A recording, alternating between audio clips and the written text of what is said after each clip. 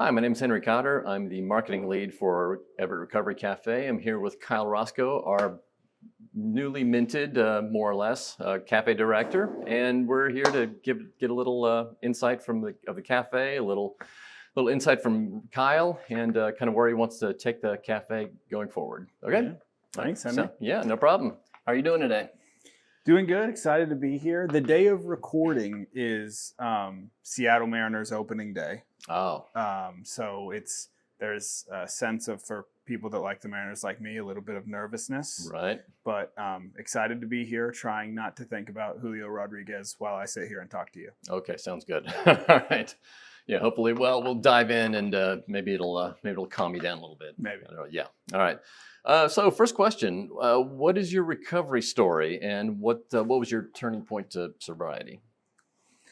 My recovery story is, well, the beginning of it is pretty normal, or typical, I guess, for lack of a better term. I got in a little bit of legal trouble, and it led me to a suggestion from the court to get involved in recovery. And from there, I went to treatment. I found a 12-step fellowship, and I got to learn a little bit about recovery world from there. That was 2016, 2017. That's how long I've been in recovery. And then from there, it sort of blossomed into this really cool thing where I've been a part of a few fellowships, and I have friends and family that are involved. And now, being at the cafe, it's personally, it's actually helped my trajectory into recovery more than I could have ever anticipated. And so I'm excited to be here. It's helping me out more than just as a job. It's a pretty cool place to be. Oh, great. What brought you to the cafe?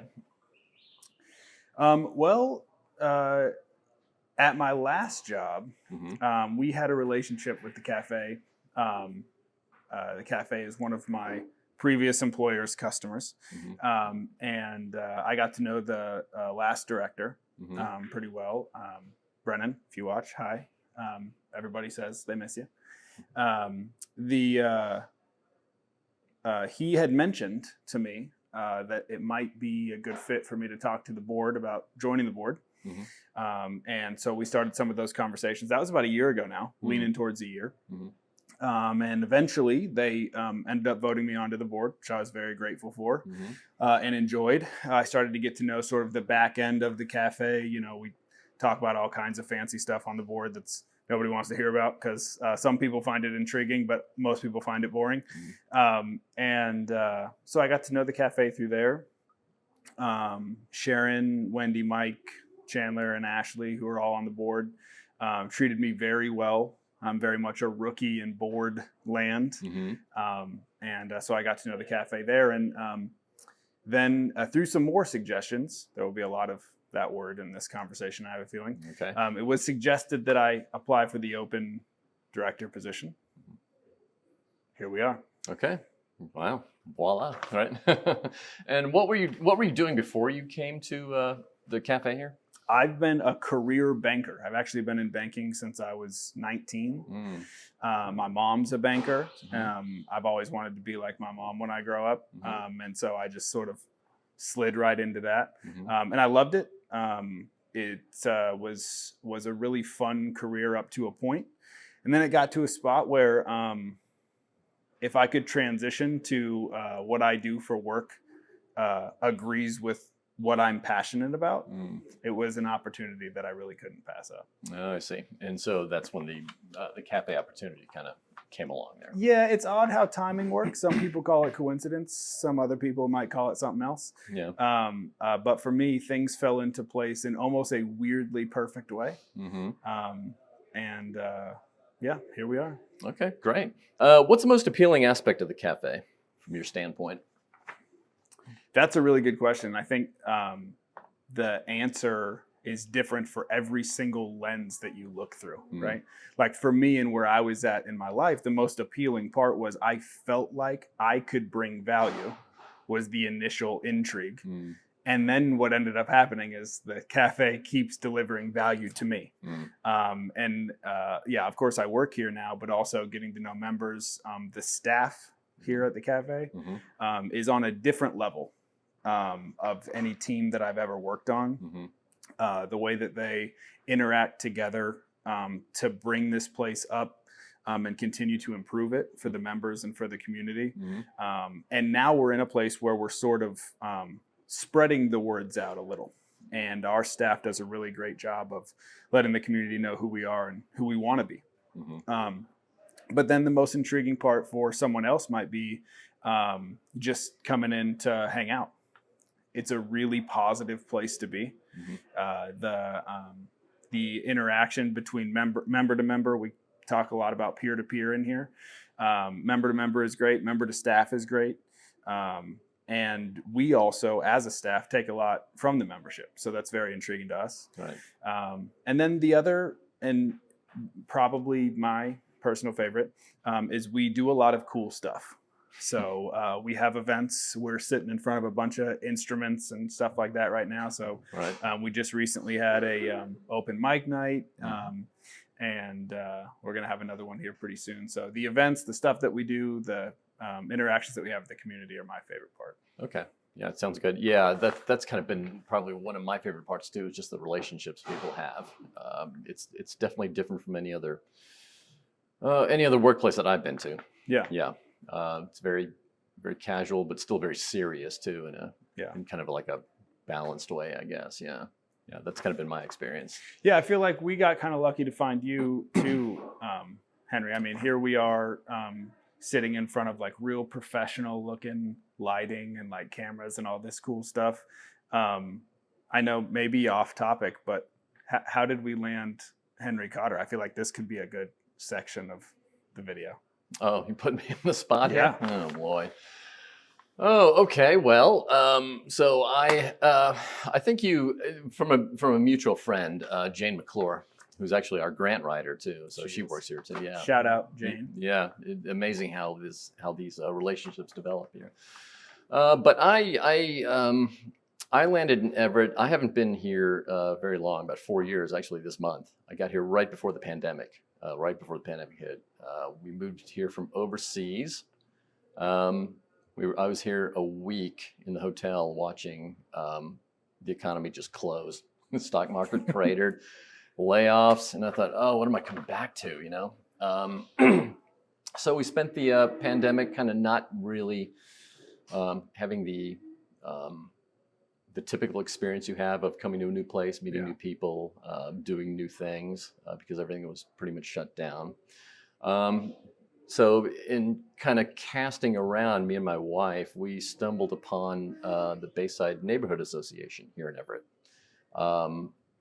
It was a Zoom meeting, but they were very, very receptive. The people there. Jane was the chair at the time, and she duly pressed me into service after she found out that I could do graphic design work. That I'm a designer. I'm an industrial designer by training, by profession, but I do graphics and a little tiny bit of digital. And no industrial design companies are allowed to steal Henry from the cafe. Okay. No. But so that's kind of how I got started, kind of on a volunteer basis. That work kind of led me to volunteering for Sharing Wheels Community Bike Shop here. Yeah. I still do some graphic work and kind of digital work for them. And I think it was a conversation between you and Jane, or maybe it was between Jane and Wendy. Yeah, that kind of got me on board here. It was for they were starting up their yearly fundraiser, Love and Soup, and they needed help with some printed materials there, like menus. Table toppers, table signs, and things like that, and also kind of a quick web page for that, and that's kind of how I kind of got started there. And there was a contract basis, and I guess Wendy and the staff here was duly impressed enough that they decided to keep me on and kind of help them out with other printed materials and other digital digital stuff. So A that's lot of kinda- stuff like that coming soon. Yep. We've seen the drafts, maybe even the final draft of a couple. Oh, I don't think I've seen a final. Okay, leaning towards one. Okay, it's coming. Yeah. It's coming down the pike. Okay, I'm ready. I'm ready for it. So it's okay. Yeah. Well, we're very happy to have you. Well, thank you. Bring a ton of value. Thanks. I appreciate you being here. Yeah. Thanks. Appreciate it. Yeah. And I, like I said, this is not like any other workplace I've ever been to. I've ever been a part of. But it's been greatly fulfilling. Yeah. That's a mutual feeling. Yeah. I've never been to anything like this either. Yeah. No, I think a lot of people would probably say the same thing. Yeah. Yeah. All right. So anyway, that's enough about me. This video is not about me. So it's about you. So as far as your job, your director job at the cafe, next question: how do you see the cafe fitting within the broader ecosystem of recovery? Another stellar question. We're a unique nonprofit in that we can actually operate in so many different gaps in the recovery world. So a connection between member, cafe, and then next thing that somebody might need in their recovery. So we like to put ourselves in this gap in between maybe somebody who's unhoused to transitioning to being housed, or somebody that needs to find recovery or what that means to them. And then we stand in between them and finding it and what that might end up being. Right. That being said, some people come in and this ends up being the recovery that they needed. This ends up being the exact community. I think we'll talk a little bit more about programs in a bit, but our programs might end up being what they need to transition and catapult into recovery. Community-wise, we partner with a lot of nonprofits already. I think that there's some opportunity for us to partner with some more local businesses. We serve all of Snohomish County, and so I feel like there's a lot of opportunity for us to mingle with other people that have passion about what we're trying to get done. Right. I think as we can get ourselves out there a little bit more, we'll start to make some of those connections and start to broaden what our partnerships with both nonprofit organizations and for-profit businesses can look like. Okay. Kind of in that vein, what sort of relationships do you want to develop with the non-recovery business and nonprofit world? Yeah. Well, we're a nonprofit that is funded by grants and donors. So, of course, sponsorships from businesses is important. I feel like we can bring a lot of value to businesses in the community because we have a lot of people that come through these doors that need all kinds of services. So whether it's people that want to get into fitness, maybe we can partner with a gym of some kind, and we can help get their name out there, and they can help members get fit that want to go on that sort of a journey. Right. Even with like a restaurant, I mean, we're called the Everett Recovery Café. A lot of people, that might sound confusing to some degree because like, how does cafe and recovery mix together? Right. Well, we serve food 5 days a week. We make coffee every day, including like custom espresso. We have some very talented baristas that work here. And potentially restaurants and other things of that nature can partner with us to make the food even better. We just recently, fresh in my mind, so sorry if I don't shout out everybody that we partner with, but we just started a partnership with Jeff's Barbecue. They're going to be feeding our open mic nights for the rest of the year. And relationships like that, that's what we're looking for. Because I want to be able to say we partner with Jeff's Barbecue because that's pretty cool. Yeah. And I think that's cool on both sides. And also the service that they're supplying to us, I've eaten their food before. It's spectacular. Yeah. I think that there's more of that we can have. Yeah. There you go. What's the outreach on that kind of look like? What's the plan you're kind of formulating as far as that's concerned? Well, a lot of that has to do with me. Yeah. That's why I was brought on. In my last job, I was very small business centered. Yeah. I come from banking, but specifically at my last job, I was probably 75%, maybe even towards the end of me being there, leaning towards 85% of my job description was working directly with not just small businesses, but businesses in general, here specifically right around us. And so I might need you to repeat the question one more time. Okay, so it's it's how do you envision the outreach? What's the formulation you have as far as how to do the outreach? Yeah. Yeah. So, a lot of it will be me directly to, hey, remember me? Yeah. I do this now. Yeah. And I think that I can bring you value here too. Right. But even more importantly, I think that there's a lot of business here that can bring value to us. And of course, selfishly, I'm very, very intrigued by that idea. But I want to mesh the two. I want to make sure that in knowing how a lot of the businesses around here in this area operate, I might have a little in on what they might need or what might help propel them from what I've seen in my last job. Okay. And so what I want to do is use that knowledge to kind of bring us together, and you help me, I help you, and more importantly, we help the community type of a relationship. Right. Gotcha. Okay. Yeah, I think outreach is really critical, especially for nonprofits, and especially for one like ours too, because just because of the stigmatization of recovery and people in recovery and things like that. So it's something that I don't know. Would you say it's something that we kind of need to start up, that we've not maybe done enough of? Yeah.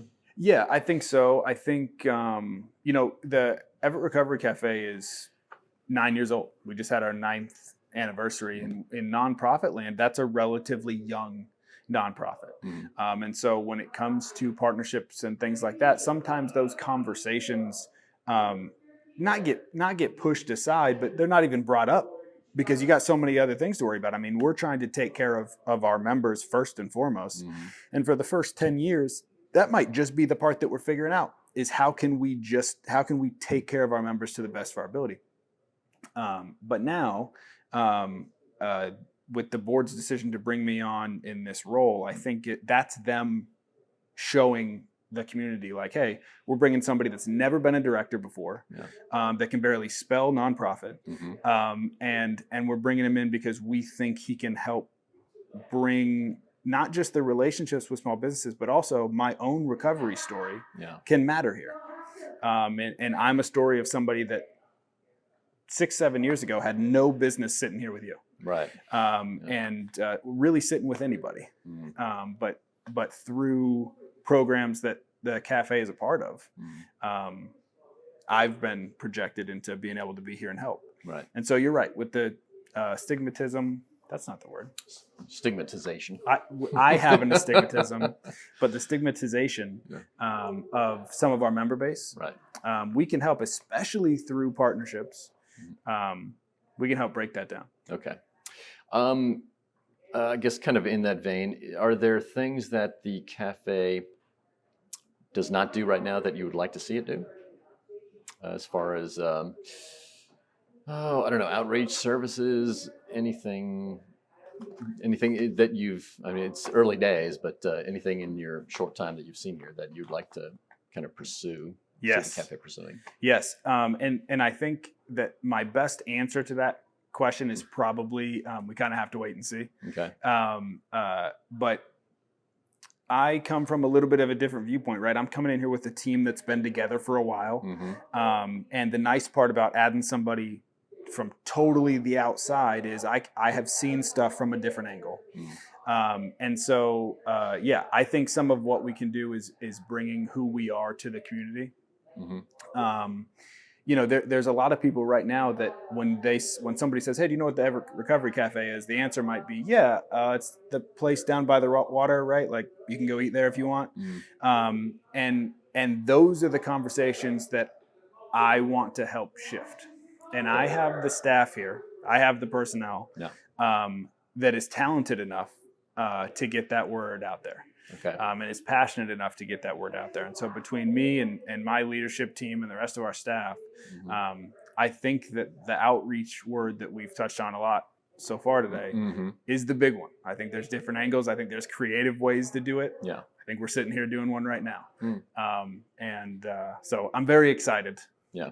I could sit here probably for a half hour to break it all down to you, but we'll stick with wait and see. Wait and see. Gotcha. Yeah. Okay, no problem. So I guess maybe the flip side of that, in your short time, is there anything that the cafe does that you would like to do more of that's really good? Oh man, that I could start from the top on that one too, and probably be here for another day or so. Yeah. The one that I'll pick though, that I really like, is actually shout out Ashley from the Ashley Bolden on our board. She came up with this term when her and I were working on something months ago before I even had the job, and she called it transformational employment. And it's this idea that we have a lot of current / ex members that are now employees, and that's beautiful in itself. But the next steps after that and building on that is something that I want to continue. Okay. I think that we can get a lot of angles. I think a lot of people can bring value to us, but having somebody work at the cafe, get that on their resume, get people here that can be a reference for them for their next job. I think we can expand on that, and I think that we can bring a lot of value to the community. For example, you've got a write-up coming out pretty soon about the barista program. The transition from working here as a barista to working right down the street is a beautiful one to us, and I think that that's one that we can expand on. But there's a handful of projects. We do a lot of recovery coaching here. The recovery coach program has recently been expanded. And if certain people hear me talk about expanding it even more, their heads might explode. Okay. But it does need to be big because it works. We're watching it work every day. Right. And so expanding that program, teaching other people how to do it if that's the direction that we end up going, I think is another one that we can expand and will only bring positivity to the rest of the community. Okay. Tell us about yourself. Where are you from? Where'd you grow up? Nice. What are you into? I am 33. I was born in, I think, Redmond. I was born at Sun Providence Hospital here locally. Okay. Born and raised. Okay. I've been here my entire life. Yep. I went to Jackson Elementary School right over here up the hill.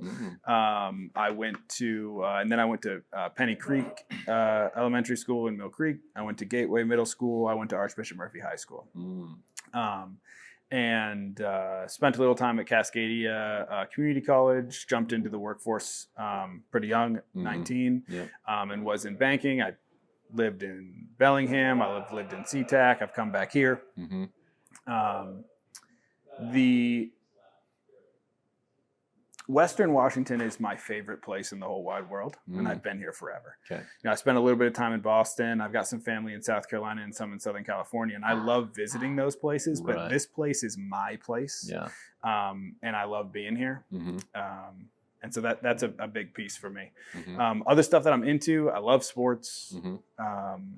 Yeah, see the Aqua Sox hat. Yep, Aqua Sox hat. I'm very locally driven in everything.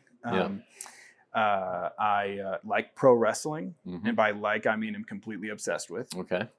So that's the fun fact of the interview. Right. I love pro wrestling, and who knows? There might even be some connection there. I mean, it's quite a cool outlet. So, who knows? Some of our members might like it, actually. Yeah. A little bit more about me. We talked about the recovery thing. It means the world to me. I've been in it for a while. I don't mean to breeze past it because I'm a completely different version of myself because of my recovery path. Yeah, sure. I think the only reason that the specifics of mine I don't think are super duper important are because I think that everybody's path is just as valuable as mine or anybody else's. And recovery is a word here that is continuing to grow with me because of the cafe's outlook on it. And it's helping me see that word through a different light. Okay. And so, yeah, now my entire life revolves around recovery all the time. Yeah. I'm doing it at work. I do it outside of work. Mm-hmm. And it's helping me personally. It's had an impact on my family. And there's another thing about me. I'm engaged. I know I'm wearing a ring, so people will be confused. Mm-hmm. We get married in June. Okay. Congrats. Thank you. Yep. Jess, she's pretty cool. Yeah, that's me. Pretty normal guy. Yeah. Pretty normal guy who runs a pretty extraordinary place, actually. So, yeah, not bad. All right. I guess that's a pretty good intro for you. Kyle Roscoe, our new director. Good things to come. Reinforce the good things we already do. Yeah. And excited for the future. I'd love to like pick up a guitar and like play it for you as like some really cool close. But I haven't spent enough time with Jack yet to learn how. So okay, one of these days. Yeah, that'll be a future video. So watch out for that. Okay. Yeah. All right. Thanks. Appreciate it. Thanks, Henry. Yeah. And we'll. Thanks. Bye. See ya. All right. This is a test. It's Henry Cotter. I'm here with Kyle Roscoe from Recovery Café. We're testing the mics. Testing the mics. That's it. This is how we're going to talk into the mics the whole time. It's just like this. That's exactly it. It's going to be the weirdest video on YouTube. The strangest video on YouTube.